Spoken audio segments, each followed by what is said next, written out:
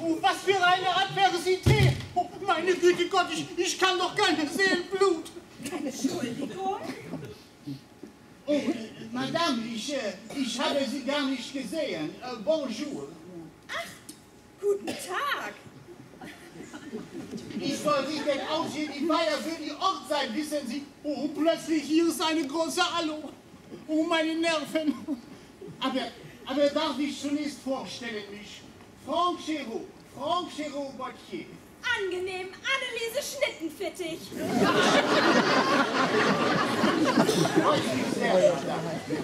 Sie möchten besuchen diese Familie? Ja, so ähnlich kann man es wohl ausdrücken, ja. Oh, Ihr Lächeln, Madame, wie eine Sonne am Morgen in die Frühling. Sie Charmeur, was sagen Sie denn da? Das sagen Sie doch sicher zu allen Frauen, denen Sie begegnen. Mais, je vous en prie, was denken Sie denn nur von Franck? Aber Sie sind nun mal eine sehr attraktive Madame. Oh, vielen Dank. Oder wie man in Ihrem Land sagt, merci beaucoup. Oh, Sie sprechen ein wenig meine Sprache. Oh, wie wunderbar, Madame Schnittenfittich. Nein, ein wenig.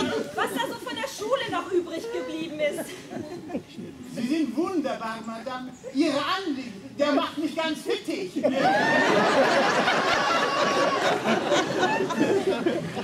Ich wollte sagen, fertig.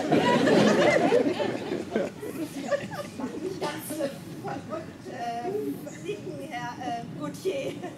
Franck, nennen Sie mich Franck, Madame. Anneliese, dann nennen Sie mich bitte aber auch Anneliese. Gerne, Anneliese. Anneliese, darf ich Ihnen was sagen? Ja, bitte, was denn? Sie könnten unterstützen, Ihre Schönheit, noch viel mehr. Ja, wenn Sie würden bedenken, Ihre Frisur und Ihre Habillement. Meinen Sie? Wenn Sie mich lassen, ich könnte machen eine Modell aussehen. Dazu bin ich doch nun wirklich ein paar Jahre zu alt, nicht wahr? Anneliese, was rennen Sie denn da? Sie sind doch Maximum 35 Jahre. Schmeichler! Sie machen mich hier ganz verrückt, Herr Franck. Anneliese, würden Sie für mich lösen Ihr Haar? Ach, ich weiß nicht recht. Moncherie, wir kennen uns doch gar nicht. Oh, bitte! Na gut. Für dich, Moncherie. Bitte sehr. Mon Chéri! Du hast mich Mon Chéri genannt.